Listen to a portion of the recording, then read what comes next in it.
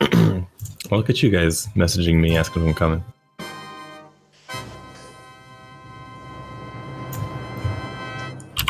Ruler School is brought to you by Odyssey Games, where you can go to get singles for all your Force of Will and other trading card games, as well as these amazing patrons. Thank you for your support. Enjoy the video. Hello, everybody, rulers. Welcome back after a long week of Force of Will to the Teacher's Lounge, your favorite ever live Force of Will podcast featuring myself, Jeremy Franklin, and as always, I am joined by Ryan Miles. I am joined by Derrick Moguneza. It's below you. Good close. I'm joined by Josh Patton, who is up and to your right. There we go. You guys, just leave the pointing to me, boys. Leave the, yeah, no.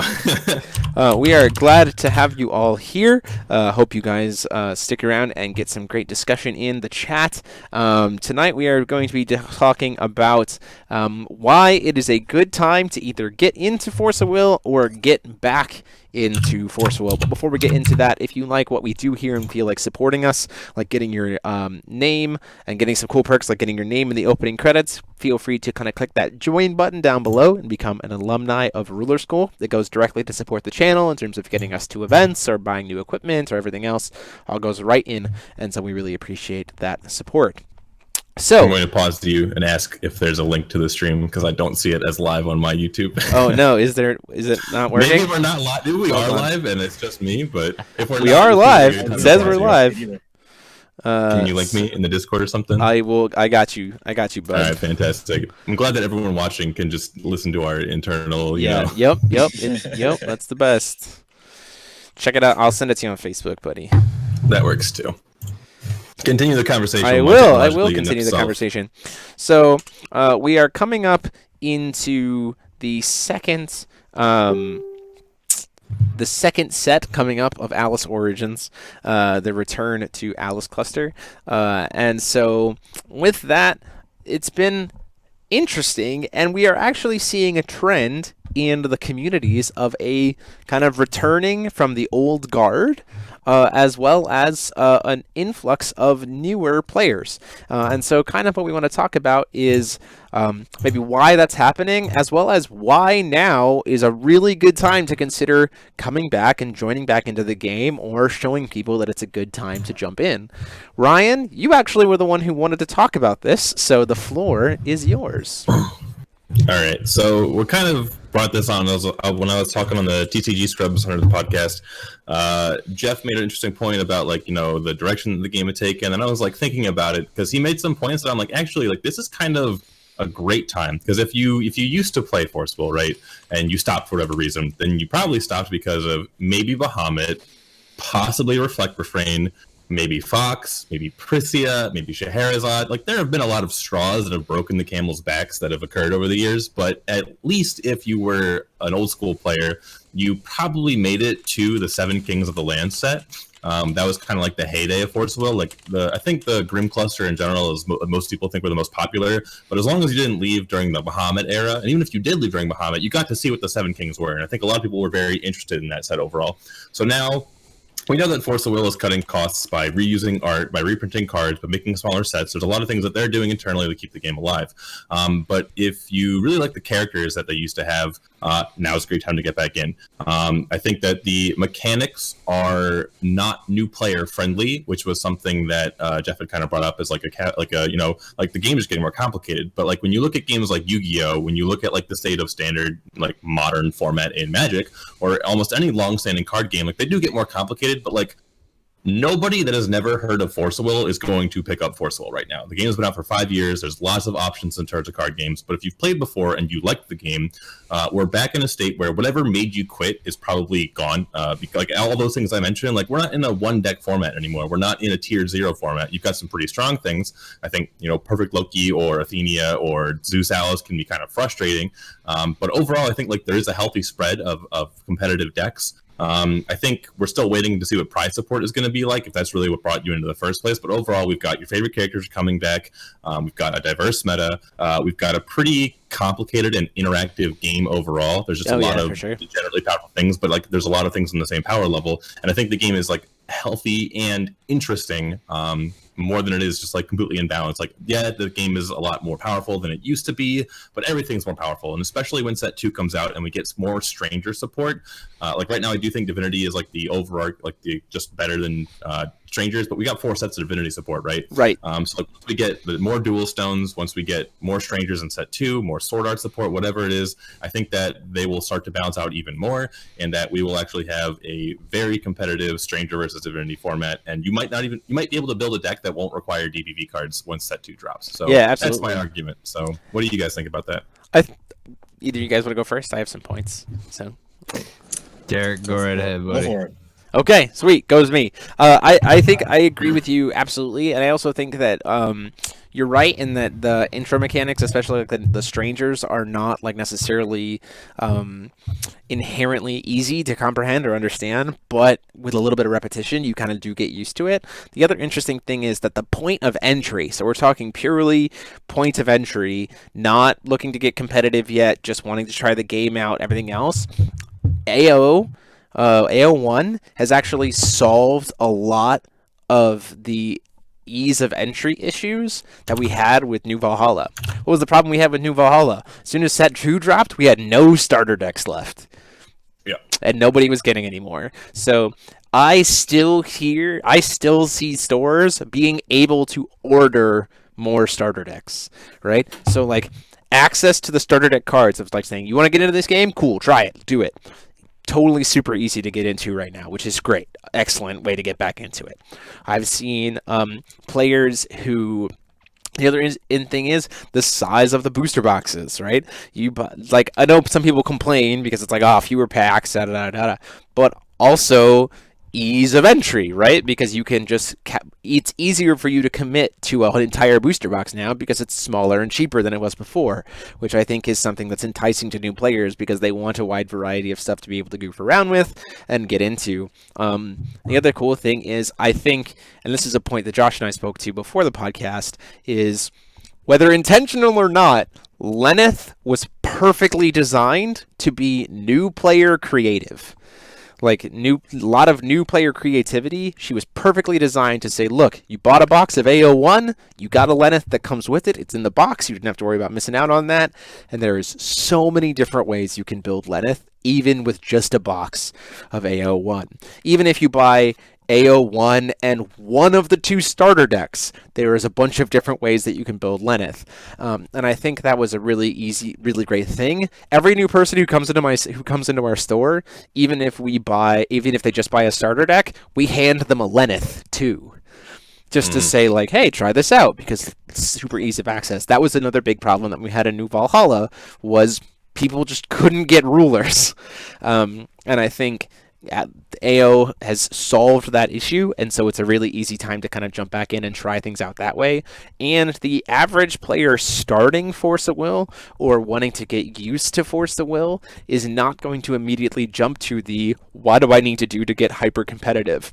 Now, keep in mind, there are spiky players out there who come to a game and say, I want to be the best and I want to win a bunch of stuff, so I want to start out with that hyper competitive nature. However, those guys. Yeah, like none of the people in this podcast are like that at all.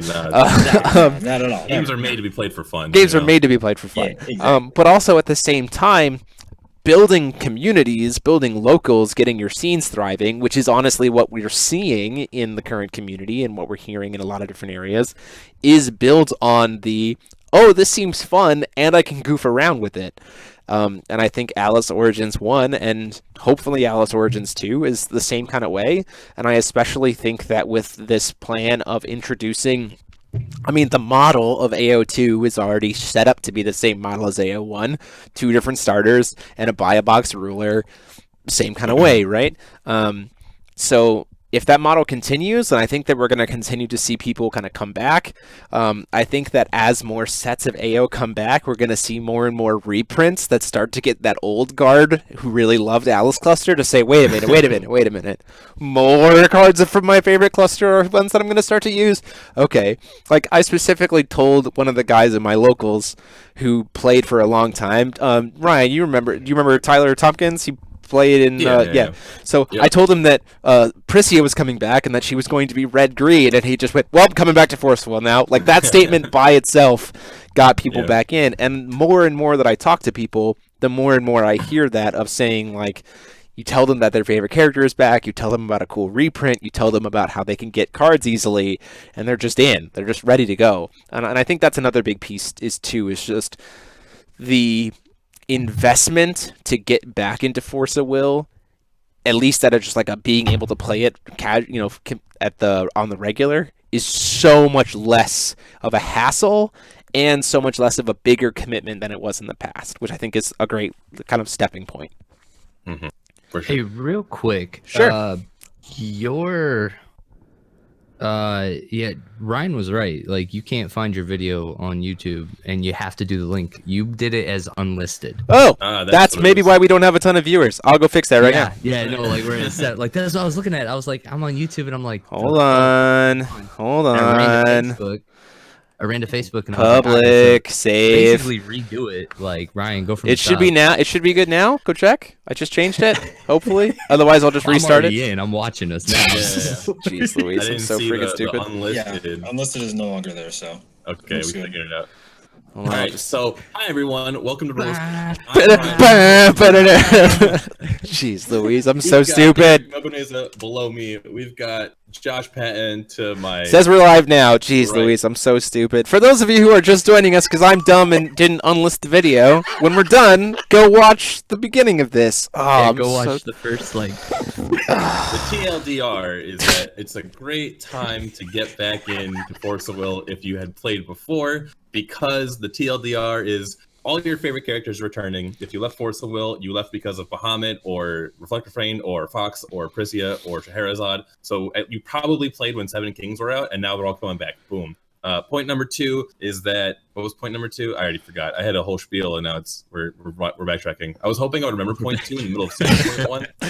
You're Point, my point too is that the investment in the structure has made the access to getting product, to being able to play, an easier investment and a consistent being able to actually get into it. We're not having the new Valhalla problem of we don't have product. Stores are still able to order boxes. Stores are still able to order booster boxes and structure decks and everything else. So like, there's not that hurdle that we had of like, hey, first set of new Valhalla has been out for 2.5 months. Set 2's coming out. Get excited. Oh wait, you weren't here at the beginning. No structure decks. Get wrecked. Like. That's gone. Kind of feel like that with DBV though, because like I wasn't here for DBV because the game was dying, and it's like get wrecked. Like Dark Alice is $40, Perfect Loki's $30, Athenia is $30, and it's like I need all of these cards to play a deck. But Hey Ryan, how do you feel about $30 a card? We're just not playing Force. Feel better now? I'm going to Vegas, and I'm like, I don't. You're going to Vegas? Play Force Will? Yeah, of course I'm going to Vegas. It's He's like going to Vegas, and this boy's got to play Melgus. I'm about to commentate Argentina because I will. No, you're not. You're commentating. You're commentating with me. Was dying. I don't know. Jim's got the easy peasy. So you never know. I'm actually trying to get a jersey printed from Team Australia so I can represent them at this Grand Prix because Rogue Skill Cells will pick me up. But so yeah, number 2 was that if you have your favorite characters, and now the meta is very diverse, you've got a lot of different competitive decks. Even though the same cards keep popping up, you can play Adam, you can play any deck, any ruler pretty much with Alter and have a decent time. You've got Loki, you've got Lich, you've got Hanzo, you've got Adam. And then I think when set 2 drops, that the Strangers will be competitive with Divinity. So like you're about to have a very, very diverse format where you might not even need to buy that many of the DBV cards. You really just play Strangers and have a lot going on. So like that all said, I think that it's getting back in is super easy right now, and it's also a more complicated game. So I think the Force Will is kind of not making the game new player friendly. They're making it more fun for people who do know card games. Like it's not a Force Will is now your first TCG anymore. Like the game is 5 years old. If you're playing a first TCG, it's not going to be the 5-year-old Force Will, right? But if you have played TCGs before and you're looking to move into a new TCG, then I think that Force Will is taking a lot of the great elements from Magic and removing the bad elements, while also catering to the Japanese style players of Yu-Gi-Oh! And Card Fight and Buddy Fight, and taking those very complicated, very big combo plays and also putting them in Force Will. So I think it's good if you are a TCG player that either played Force Will before or plays another game. This is a great time, I think, for the game to kind of come back. And I think that if Force of Will somehow finds a way to bring back paid invites, like that could be exceptionally good for the game overall. I'm advocating for it as hard as I can. Yeah, I mean, I think we all are. We all want best. it. It's just it's like what, like $800 to like $1,000 extra to the prize pool per tournament, and Essentially, it can yeah. be a lot. It adds up over time, but I think that draw is going to be huge. So Yeah, absolutely. Yeah. And I think the biggest piece is, you know, especially as new sets come out and we see new stranger support, I think it's going to be one of the big things that's going to be important is members who are currently playing to reach out to the people who used to play, right? Because there are some... Zach Tufford, I'm talking to you. Yeah, we're talking to Zach Tufford, like, right now. But, like, one of the things is... one of the things that I've noticed is, like, we have had community members who used to play actively and then stopped playing but have kind of followed it still. And so the new stuff, yes, that draws them back. However, there are also a lot of the people who really, really loved Force of Will who actually moved on and are not paying attention. But, like, when I talk to those players personally, like 90% of them, when I tell them what's happening right now and like what characters are getting reprinted, what cards and stuff are going, like 90% of those people go, okay, tell me more. Like they actually like do want to listen and learn, but they wouldn't see it if I wasn't talking to them. And so I think that again, that that idea of like it's a really good time to get people back into Force of Will. Like the current community still is going to have to do some work, but I think we're already seeing that be successful. Like I think even just this week, my locals I think is going to go from being 6 to 7 on average to I'm pretty sure we're going to hit like 14, 15. We're seeing communities in Texas. What was this? And Josh, you did a transaction with someone, right? That you somebody reached out to me and they were buying some of the expensive stuff from DBV, and I was like, hey, am I gonna see you in Vegas? And they were like nah, we just got like 10 or 11 people now at locals, and so it's getting competitive. I was like, oh damn. I was like, you're gonna take this perfect Loki and just go clap cheeks. to address something similar to that, to address I always feel like I'm not pronouncing your name right. Jamie. He says, how do you feel that you could be realistically okay with Force of Will right now without DBV? Let me be very, very clear. Our language is not only focused on the competitive. The competitive side, we are acknowledging that there is a caveat to the competitive side as it stands right now with the power level of DBV. We are acknowledging that. However, 90% of Force of Will is non-competitive. And in terms of trying to... I don't know about that anymore, but maybe. We're really trying, like, we went up and we did a 17-person GP. Like, we are the 10%. Yeah, but I think the game, like a lot of people who still play, like are the competitive players. Like maybe they're not good players, but they are competitive Sure. from that mindset. You know what I mean? Sure, I can acknowledge that, but like the community building is still the way to build back up communities is to get the players who are just wanting to enjoy a good card game. Like that's how you build a lot of bigger communities, and so I think that's the reason why we're talking about it's being a good time to jump back in, is because now's the time where I think you'll have an easier time rebuilding a community, getting people to play with and everything else, and getting back used to it, getting back used to the characters, getting access to the cards again than you have had in the past. And then you can start to turn towards the expensive side, which is Josh talking about, like this transaction of someone saying, look, we're starting to build a community again, the community is getting recommitted, we really have the hunger again, and now we want to get kind of competitive and get that edge. And at that point in time, it's also not as frustrating. I can't speak to that person because I don't know them, but I can only imagine that if you're playing a game and you're enjoying it, and then you go, okay, I'd like to get a little bit more competitive, and you see that there's an investment, it's a little bit less of a sting than being like, I would like to play this game in any capacity. Oh shit, it cost me $400 to buy anything? I don't want to play that game anymore. Like, there is a natural kind of stepping stone, I think, right now, and yes, there is a kind of like 3-step leap that you have to take in terms of cost at one point. The first few steps, I think, are still better set up to make that happen. Don't play at your kitchen table, play at your LGS. You're right, Todd. It's just a term. Let's see.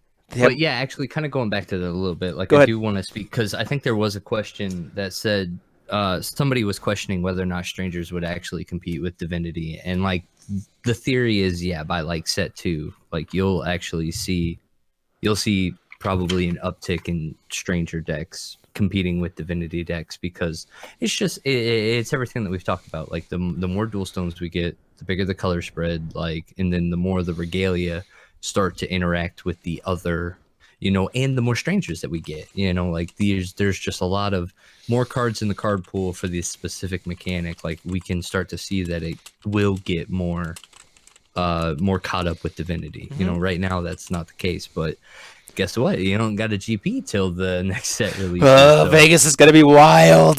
Yeah, I mean, even just like thinking about it, Melgus already has 2 Regalia, and I think he is like, and so does Lenneth. Like all 3 of them do, I think. But like Melgus is going to get like a green Regalia, which means that he will get a Regalia and now also be in Athenia colors. And like Athenia not having the Rune 1 is like, but I think like just recover 3 stones on your 8/8 in an aggro deck is not something that I'm gonna like take very lightly. Right, for sure, absolutely. Like 90% of maybe figure out a way to make it go. Yeah. I will say that outside of like the DBV power influx, I think that the stuff that we're seeing out of AO1, at least in terms of like consideration or like actual involvement in decks or like people looking at the rulers, like is still a lot more than we've seen from previous initial rotations.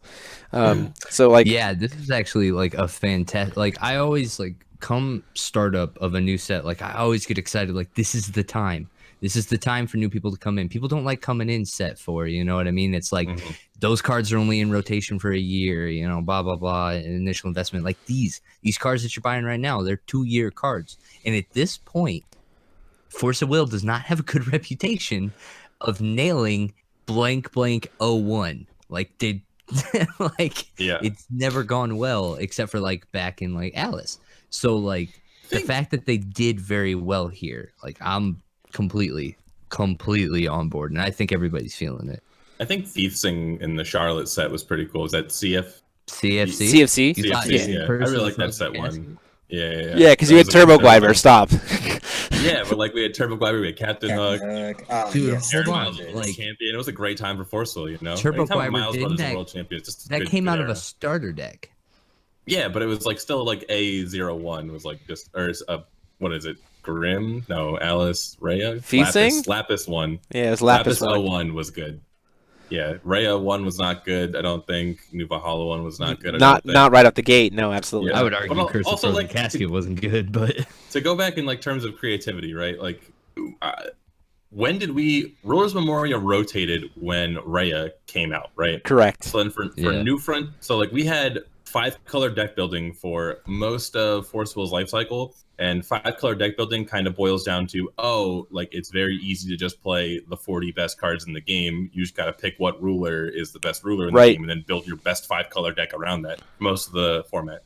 And then the only way that people stopped playing Rose Moria was when you were heavily incentivized to be Fox and play black-green, or be Prisia and play green-red, right? Right. That was the only reason. It was 5-color, green-red, or black-green.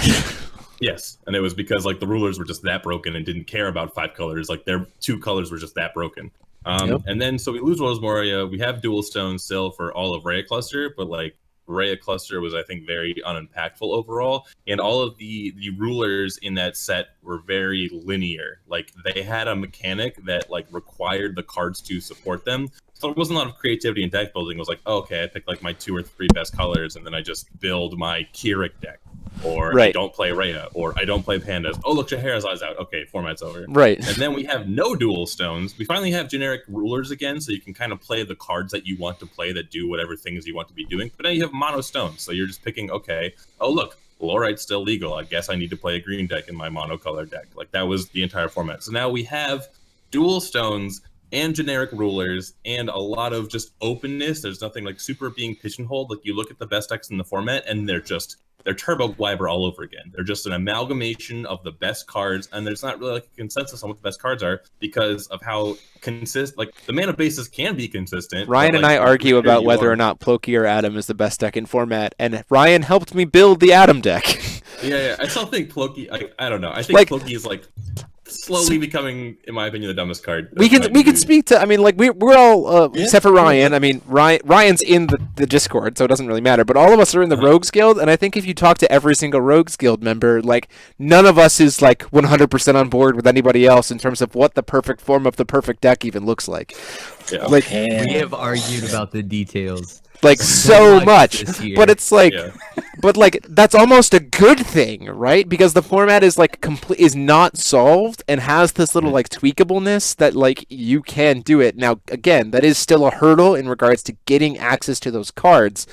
So the question becomes, here's the challenge that I think if we continue to see what we're seeing is a good thing. If that environment of what cards to use, the generic rulers, the dual stones, the openness of deck building, everything else, if that continues and we see DBV become less important, then like that will be awesome. Like I think that will be like the dream, right? Of like, cool, DBV is still really good. We acknowledge that, but if you don't have it, you ain't hosed if you go to a competitive event. Which I think is cool, and especially if you combo it, with having paid invites, like that would be great. So, Yeah, if we ever get back to paid, that would be fantastic. Kim, if you're watching, But I think somebody had brought it up in chat that Spain was doing 2 paid invites, but like I need to be clear so that everybody knows Europe, or at least Italy and most of Europe that I understand, is what, Ryan? Ryan, you're He's muted. I was like trying to get my camera to focus because being all blurry again. I wasn't gonna say anything. You're good. All right. So Europe, their paid invites are not paid by the company. Like Forco is not sending those players to. Their vendors are sending them to the World Championship. So like the people that are responsible for distributing the game in those countries is what is the distributor is tournaments. Yeah, the distributor is pushing it. Like their competitive players happy. That's not Foco, right? So like, not yet. Sadly, I almost kind of expect that the same thing's going to happen here. If Force of Will Co. cannot pay for everybody, then they're probably not going to pay for anybody, right? I can't imagine that like the distributors in Europe are going to be like, well, why are you paying for American players, but you making us foot the bill for our players, right? So like, I imagine we're probably going to keep seeing stuff like Svetlana last year, who did a cash tournament that was enough for you to buy your ticket. So like, it was a paid invite, but it wasn't locked into a trip to Japan. So the other, JPK didn't go to Japan with his paid invite. Yeah. He took his cash and went back to Germany and laughed at Ryan winning it all. Yeah. Yeah. So there's trickiness to anything involving that, and it is a matter of we've talked about this conversation on the lounge before about recognizing and being comfortable with being in the red because of long-term investment, and we don't know how Force of Will this season is handling like the awarding of GPs or WGPQs because we've only got the details for one for Vegas. So it'll be a question of like, are the people who are getting the TOs going to step up and say, look, I want to believe in this game. I'm willing to take a loss on this event because of some other things to make a paid invite because I know that in the long term it's going to be beneficial. We have zero control over that. But I will tell you that I have heard more people, like I have heard a similar kind of groundswell and already commitment to Vegas than right now than I heard when we were first getting ready for the FOW Festival. Like the same kind of like people willing to travel, groups of people getting together, interest, expressing all that stuff. Like I'm hearing that same kind of groundswell buzz from bunches of different regions and bigger groups of people that we heard for the festival. And the festival almost had 60 players. Like we almost capped out. So it's the drive, right? Like it's kind of like everything is set up to be what we need it to be. Now we just kind of have to wait and see what happens. So, like, and I can kind of speak to this a little bit. The tournament that Ryan and I drove up to in Toronto, like, the people running the Vegas tournament are the same people that ran that tournament in Toronto. And, like, that was my second or third time playing a TCG tournament at an expo, and like the environment is so cool. Oh yeah, at dude. a convention or at an expo. Like I've done the Force of Will tournaments where like you just walk to the place and it's literally just that. We have some ballroom and there's nobody else there. But when you're at a convention, like the environment is just so awesome. So like your world outside of this tournament is super enjoyable. So like the desire or like the value that you get for traveling to Vegas Absolutely is going to be way more than a value that you've gotten from any Force of Will tournament that has just been Force of Will, right? I agree. So like I had this experience when I was in Italy.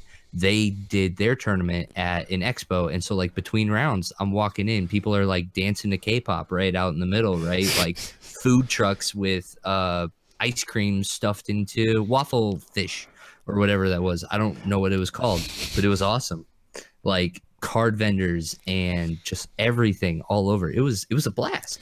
Yeah, absolutely. And so I totally recommend checking out Vegas. If you're on the fence, go check it out. And I think that's one of the cool company things running of it is good. if you've ever been to like Gen Con or whatever, like it's the same kind of thing. Like a tier 2.5 card games, I think doing things, I personally wouldn't be surprised if we saw more people try to push for events at like expos and things like that. And I think that if that happens, you'll start to see the attendance start to kind of go up, because I think the thing that is important is when we first got started with Force of Will, right? First season, we had 300 plus players because it was paids plus unpaids plus promos to top prizing, like all this stuff, right? So there was like your risk versus reward was grander, right? There was more to be earned. Now what you can earn has decreased, but we still tried to hold events in similar kind of ways, and so it was like like the risk got higher. But when you start to talk about going towards venues, when you start to talk about going towards like conventions and everything else, it's like, cool, I'm going to a tournament and that's really awesome, but also look at all this other stuff that I get to do while I'm there, right? So you're paying for more than just the tournament, and I think that is going to justify travel. It's going to help people justify the engagement of a weekend. It's going to help justify people staying through Sunday. Like, how can you honestly? I've heard so many people who are like, "Oh, if I don't top 8, like I'm just scheduled to go home on Sunday." Right? Like they'll just like do that and like go home, and then they're just like, oh well, if I'm only gonna do that, I'm not gonna go because that's not worth my time. Yada yada yada. It's not worth my time if I don't top 8. But like, if we go to Vegas and you don't top 8, well, one, they're planning it as a one-day event unless attendance is huge, in which case it gets pushed to day 2. But like, if you go to this expo, Level Up Expo, you play on Saturday, and then Sunday you just get to hang out at Level Up Expo for a day. Like, darn. Yeah. You know, and so I think that is, I think as we start to see that approach more, as we start to see more people commit to that and everything else, and the confidence with that goes up, I think you'll continue to see improvement, and I think it's more worth your time to even just travel just to see people and hang out, as well as get to enjoy everything else that you get to do while you're there. So. I think there's two sides to that coin. Sure. On the one hand, like, yes, I think players who aren't on the grind are more inclined to go to a convention tournament because like there is that extra stuff to do. But on the flip side, it's like a little bit higher barrier of entry even, because if you are kind of just going to play Force of Will, then it's like, okay, well now instead of like entering the tournament, it's like I'm paying for this expo ticket for however many days I'm going to be there. And it's like just a slightly higher barrier of entry. I think Vegas is a good city because it usually has like cheap flights for most of the country. So like while it is not something that I think very many people will be driving to, like for example, an East Coast or Midwest tournament would be, like the flights are just cheaper than flying to like the Midwest, for example. But like the barrier of entry on that cost is kind of high. And I know I've kind of followed in the Argent Saga group, like people were like, hey, so this upcoming event that's coming at the expo, because they have an event the same weekend, it's like, isn't that like $100 ticket for the event? And it's like, yeah, full stop. Like that's it. Just like, I think it is. I think if you want to go for just 2 days, it's like $40 for level That's up. what I thought, but like, It's not like, super expensive. Argent Saga has like 5K cash prizes, so it's like even more realistic that like you're gonna get your values worth. But like, I think we'll have a pretty decent turnout of Forcible regardless, just because it does have that extra draw of the rest of the convention and stuff like that. Yeah, what I noticed was that like the price of the ticket was comparable to what entry to a normal tournament would be. Yeah, I mean that's been and then all entry of, is free, so but I mean like if you just went to like a GP, $30. Right. I do want to hit one question here. Timothy Frederick, our Key store is still feeling confident on hosting such events. Turnout has been so poor. I can speak to what I've talked about with Svetlana. I think Svetlana's super still on board with this game and really excited about everything. She's a super Key store.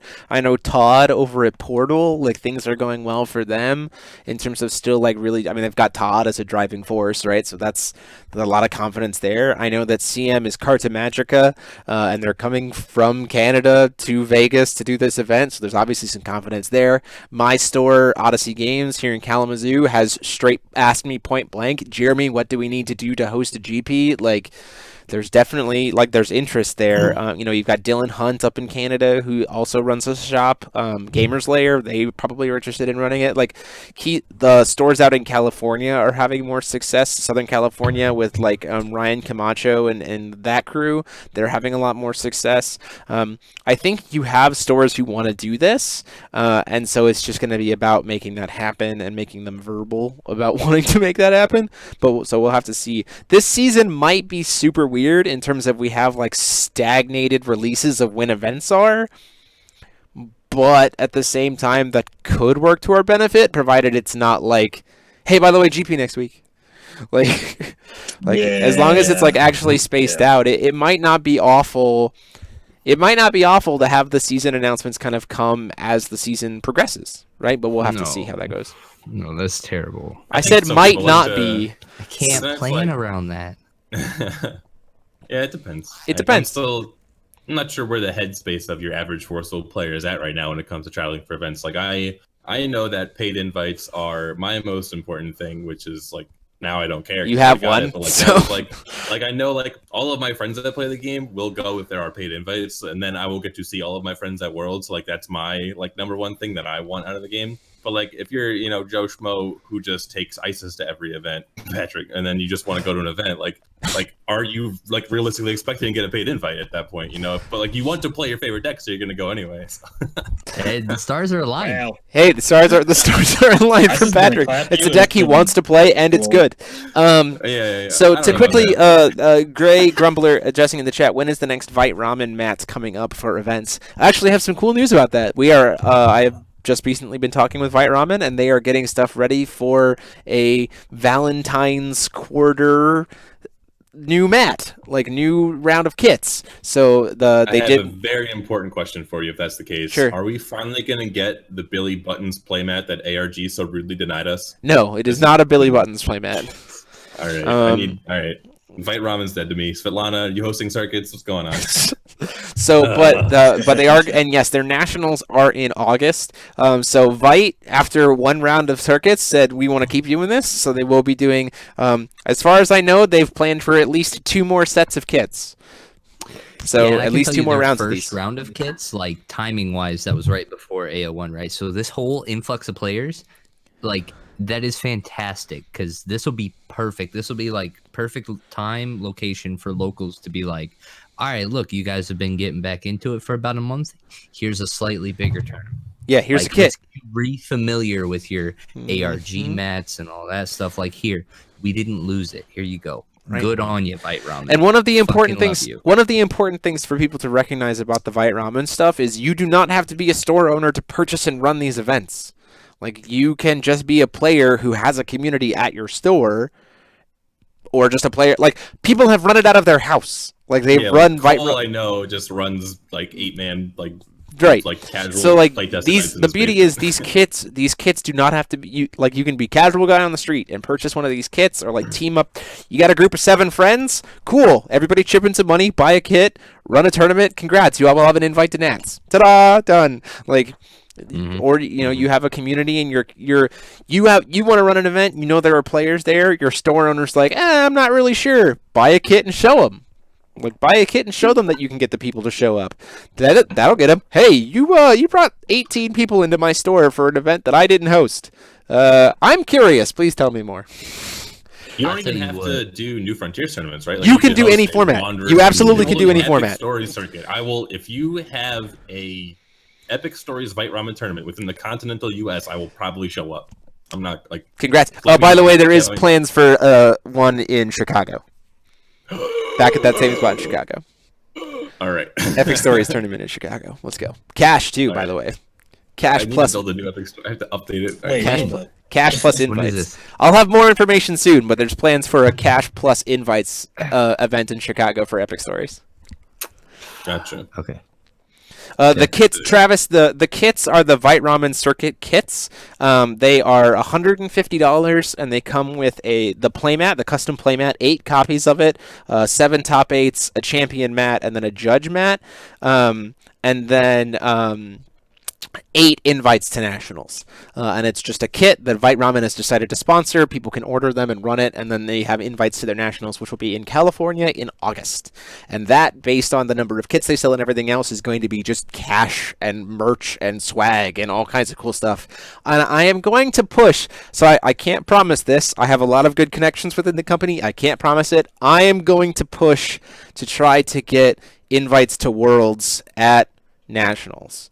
That would be cool. At least, like, even if it's unpaid, I still would like nationals to have some invites to Worlds. So Absolutely. They've done it before for ARG's nationals, so I think I might be able to get them to do it for that. No promises, but know that this is something that you can work towards. And again, the kits are completely orderable as a link comes out, we'll be sure to post it and host it. But these kits are completely orderable by members of the community, and it's just Vite loves this game and wants it to succeed. So that rolled off the tongue. Post it and host it. Post it and host it. Post There's it. a question in chat from Jamie. It says, if DBV, the power spike becomes a problem, do you think there could be an option to make a shift to cluster? I almost wouldn't. No. So I don't cluster, no. But I would not be offended if we just banned DBV. Like I would not blink twice. I think that would be a very interesting format. I've kind of thought about okay, what if we just ban? You can't ban DBV. That's like all the runes. Yeah, I think it's okay to just ban DBV. Runes, dude. Like what runes are you missing that are played right now? Dude, all of like the reprint runes, like maintenance. What do you can do without maintenance? Okay. Reprints would not count from DBV. Yeah, no. Wait a second. Get out of here, John. Get out of here. Okay. No, Godly Warrior. What am I supposed to do with all these dispels? No, it was 4. What am I supposed to do with all these dispels? Time out. Love you, Ken. Like, see, this is Ryan going off the deep end. All right, look, you don't have to ban an entire flippin' set. You can just literally take like 3 cards out, okay? And Athenia, I can tell you what 3 cards are.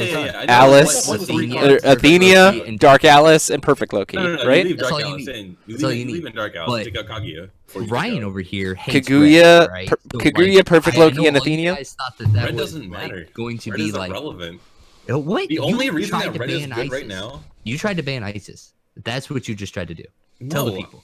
Tell the No, people. I don't care about it. The only reason Red is even playable right now is because it has 1 more dual stone than any other color. As next set hits, Isis is going to be so tier 4, it's going to be embarrassing that anyone thought she was even playable right now, which she's not. So, I mean, like, I'm not even... Ladies and gentlemen, Ridiculous. sometimes people in power like to tell you they're doing one thing, but secretly they're doing another. This is the heat that I was expecting with our podcast 3 weeks ago. In the format because, like, you protecting your graveyard when Perfect Loki's gone just doesn't really matter. I think 5-color fixing when we get more dual stones doesn't really matter. I think Faithless Looting when we have Guinevere is just fine. Like, I don't think that Dark Alice is a problem card. I think it's Athenia, Perfect Loki, and Kaguya.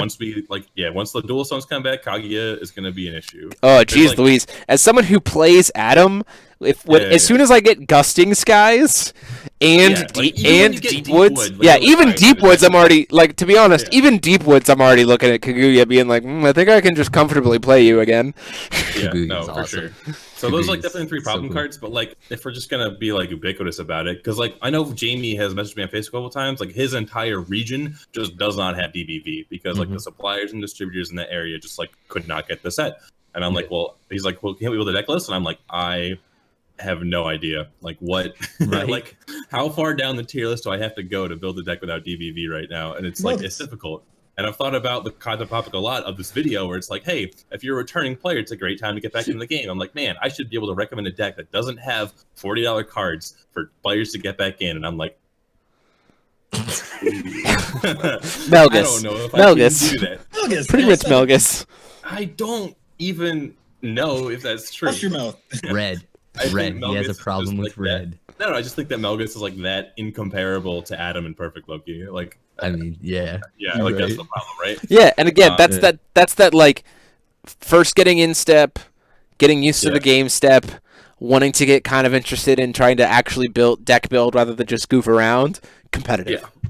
Like, so I do like it's a climb. I just would like to see something be addressed from Forcible, either just reprint DBV so that we can buy booster packs to get the cards, or make them promos so that we can get them and the new regions can get them, or just ban all the ones that are problematic, because like I wouldn't be opposed to not playing against Perfect Loki. I would not be opposed to not playing as Kaguya. Like I'm like, that'd be like, it would make me reframe my mind, but I would not be butthurt if I had to play Forcible without those cards existing. Like, I have shared the express need about potentially using DBV cards as promos. I have shared that. I will say that. Again, with me sharing anything to the company, that means absolutely nothing in terms of whether they actually will commit to it. However, I think at this point, myself and maybe 5 other members of this community who are mostly store owners, when we say something to the company, we at least get acknowledged that we were heard. So know that we are trying.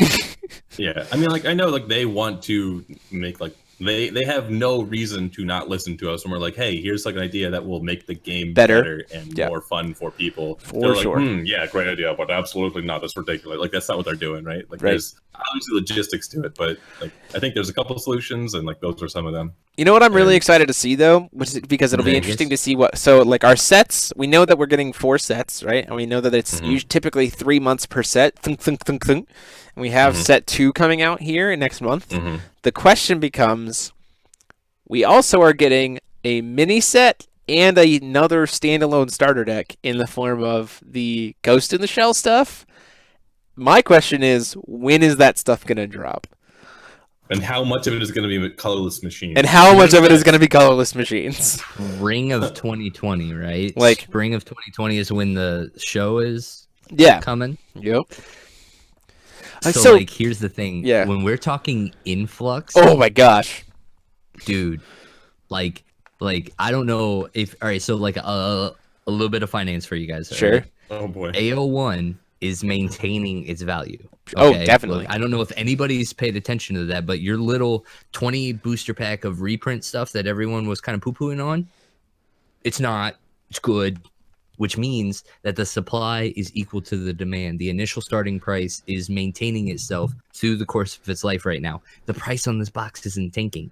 It's actually $20 off from most of what you could buy the other $36 or the 36-pack boxes, all right? So guess what?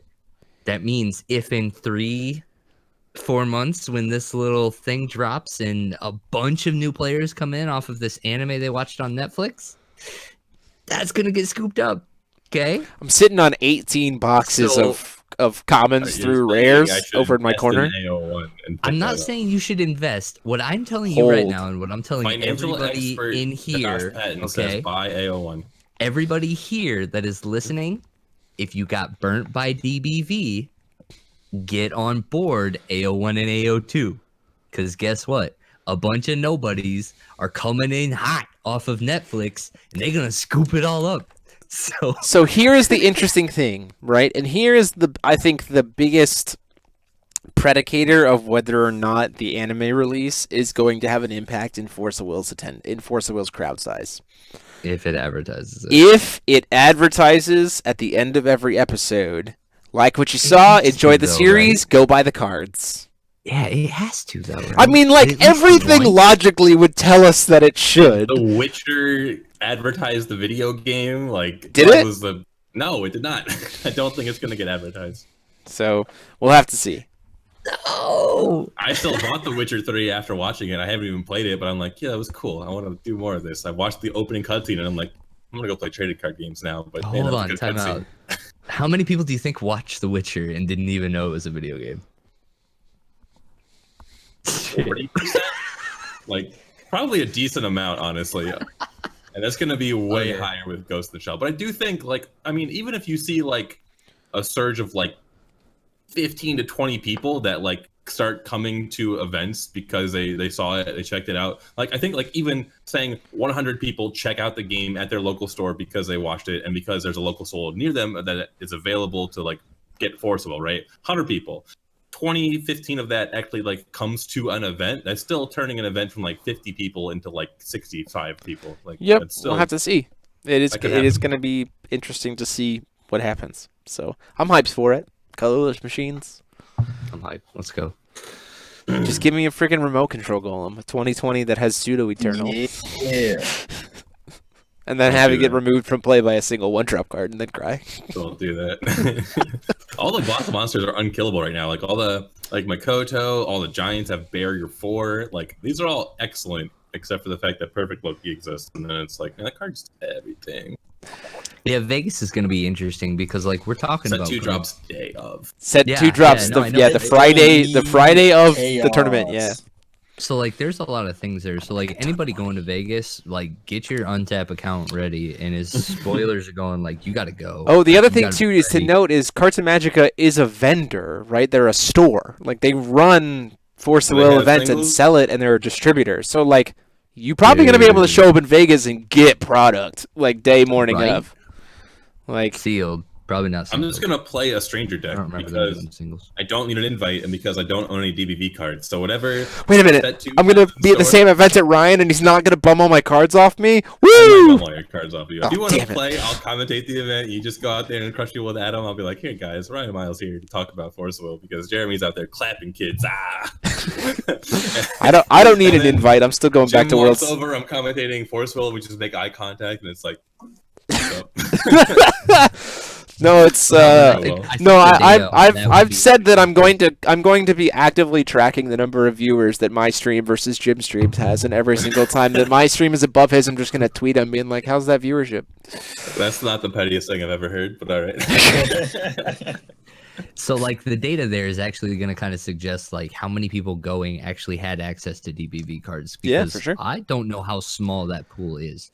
Like, I guarantee you the rogues are going to be there with DBV cards. But, like, outside of that, you know, and then also when we talk about, like, skill level on these, like, we've talked a lot about these decks that you're trying to play with, these 3-4 colors, they'll punish themselves often. Yeah. Right now. You know what I mean?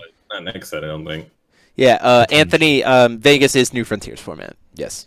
Like, we were kind of talking earlier about, like, we don't really know what the best version of the best deck is. And that's because, like, the better your deck gets, the less consistent it gets. And then, like, the more you, like, stack raw power into your deck, sometimes you just lose the game because you hit the wrong stones. And when your deck doesn't have the raw power behind it, and your opponent does, and they hit the good stones, like, they just beat you. So, like, I think that problem might kind of be mitigated a lot more, and we will see just more... just disgusting, like, blue, black, green, Perfect Loki, Athenia, Layla, altered, slap you decks, and I'm kind of worried about that. But the question becomes whether or not the support, that the dual color support, the stuff that comes out, is better geared towards supporting the Stranger Rulers, or is more splashable to support the the Divinity Rulers. That's gonna be the big trick. Like, a lot of the strongest cards in AO1 are generically splashable enough that they boosted the Divinity Rulers, right? So, however, if the support that comes out, sure, we gave Valentina, or we gave Perfect Loki decks the blue-black and the green-blue stone. Cool, they got that. But which is terrifying, I will admit. But if all of the other cards are just like nothing that deck wants to be touching, then it becomes like, okay, well, that's interesting. Let's see what happens. I think it's still tier 1. I mean, I don't get me wrong. Yeah. I have gone on record in the Rogues Guild chat to say, like, I am, like, maining Adam right now. It is my jam. Yeah. I would consider myself to be a very, very strong Adam pilot. If I was actively playing, I would be looking at a Perfect Loki green, black, blue list for next set. Yeah. Like, I think Adam gets the blue-green stone, and that matters a lot, actually. I think you get to be, like, blue-based, and you get to, like, more confidently run Erendite, and you get to, like, just play Misty Woods, you get Calico Cat because you're green. So and we can play Kaguya without having to worry about Dark Alice. Like, yeah, you have a lot more good stuff going on. I think Adam is definitely going to get a lot of benefit out of it, and I do think that Perfect Loki also does. I think, like, what actually hurts Perfect Loki is that it no longer wants to run Layla because it wants the dual stones. Right. And then, like, I think blue Loki might be better than black Loki, and then it's like, okay, well, now you're like, your deck is doing less Return of God stuff because you don't have Layla anymore, but like you get a lot more good stuff. So it's going to be interesting to see like which one actually ends up winning out, because you might still want to go Layla Return of God stuff, but now you still have the potential that your stones just get you because you're running so many X amount of mono black stones. So yeah, those two are like front runners that just get better. But to counter your point of you want the support in those colors to be more focused towards the strangers, I really do want to keep seeing generic support. Oh yeah, yeah. Don't get me wrong. I want both. Yeah. I want both. But like, there is a way to have the genericness also like have oomph for new stuff, right? But yeah, I agree that it needs to be able to also be like, hey, you can still play the Divinity Rulers. We want to make them exciting and still have that support there. But it's not just buy new cards or bust, because that gets into a whole like, ugh, and then stuff too fast becoming obsolete. But I think that there is a way to kind of balance that out potentially. We'll have to see. Dark Depths alone is going to be the greatest of all time for Ploki. Yeah, Dark Depths is terrifying. On what? Just coming back. I'll tell you Derrick's thoughts. Derrick wants to play Layla and Alter in every single deck, and I do. And a Stemma. It's not a Derrick deck if it doesn't have a Stemma in it. A Stemma is not a good card. I mean, I agree. Yeah, I got called out at locals last weekend because my deck didn't have a stemma in it. So I gotta keep on that. Not gonna happen again. CCG Prime Machina has been confirmed at this point to be blue green. Blue green. Blue green. Oh yeah, Valentina's blue black. Valentina's blue black, Machina's blue green, and Prisia's green red. So we're gonna have black. So if the dual stones are coming back, we're gonna have Dark Depths, Deep Woods, and Blasting Waves. Yeah. Quick, somebody tell Mike Rance that Team Deepwood can come back because their stone's back in legal rotation. It's been years. Finally. I'm free. So, this has been a good conversation. I'm trying to see if we're missing anything else in the chat. Someone's saying I'm playing Val 1000% the second she comes out. Like, duh. That was my main point. Everyone's like, oh, look, your favorite ruler's coming back. Like, hey guys, Val and Prisia, like the two waifu queens are back. Back in action. Yeah. And then next set, we have seen the artwork for Arla. And that is also getting people very excited. Machina is also very excited. Arla? A lot of people like Arla. What? Arlo is like the least relevant one. No. Okay, don't. I'm not talking relevance. I'm talking about like. I'm not talking relevance either. I'm talking like husbando status. Oh, okay. Garbage tier. You had like. All right, so like Valentina. This is not my personal opinion. This is like community opinion, right? You have like Valentina. Somebody's gonna marry him, right? Like you just like trashing like some wife. You got Valentina, Priscilla. We're just like, all right, the best. You got the Lolly, and you got the big titty anime squad. Like just every fanboy is just like on those two, right? And then you've got like some fanboys digging the emo aesthetic of Rezard. You've got like the turn card sideways Melgus fanboys. Okay, I lied. Faria is definitely lower than Arla, but they're pretty close, right? Like they're pretty close.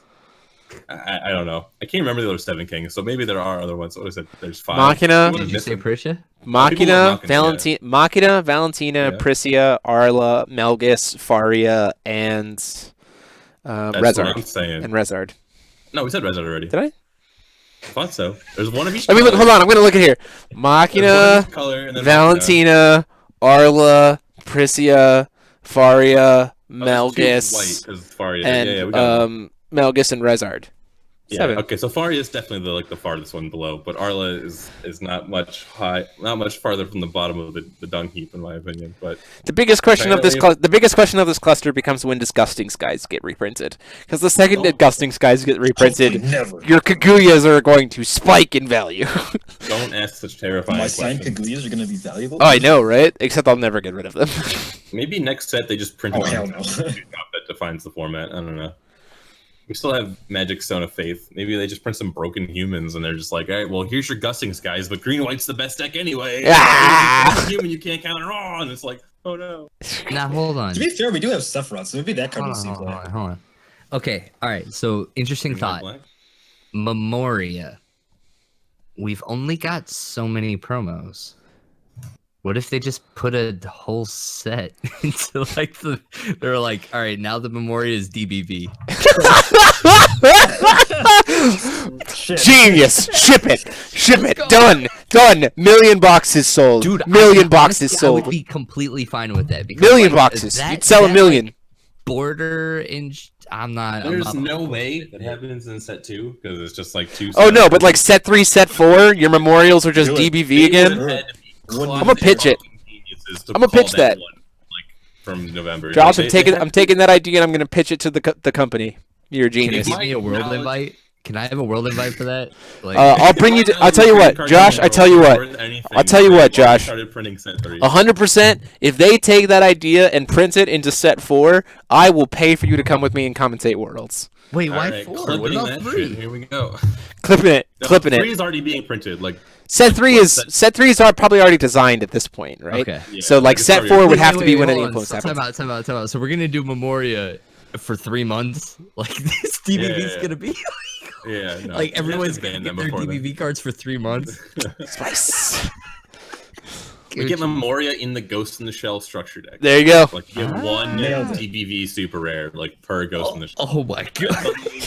Like people are watching the Netflix show, they're coming to get the structure deck, they're just buying like 3 copies, with, like 2 copies for them and their friends, and they're like, oh, let me just sell this extra card that I can't even play on my deck. It's $40. The value. So that is actually going to be. Hey, you see the Netflix anime? Sell me your card. Yeah, it's just like trying to watch. Were you watching Ghost of the Shell earlier? I'm going to take your cards. So that is going to be it for us tonight. It has been lovely to have so much conversation in the chat. I hope you guys have enjoyed it. A lot of good stuff. Good to see. Next week, don't worry, I will not make us unlisted at the beginning. Jeez, I feel so stupid. But if you liked what happened here and you want to continue to support us, please go ahead and consider clicking that join button down below. We need more emotes. Derrick is right. The more members we have, alumni here on Ruler School, the more emotes we can get. It's minimum $2 a month, but upwards you get more rewards the higher you go per month. All of it goes to support the channel 100%. So please consider joining today as a member. Click that little join button. Even if it's just for a month, we appreciate you. Anything else like that. So until then, though, we'll see you guys next week. And this has been myself, Jeremy Franklin, and I have always been joined by Ryan Miles. And I, as always, I guess like for like the past 2 months, have been joined by Derrick Maguneza.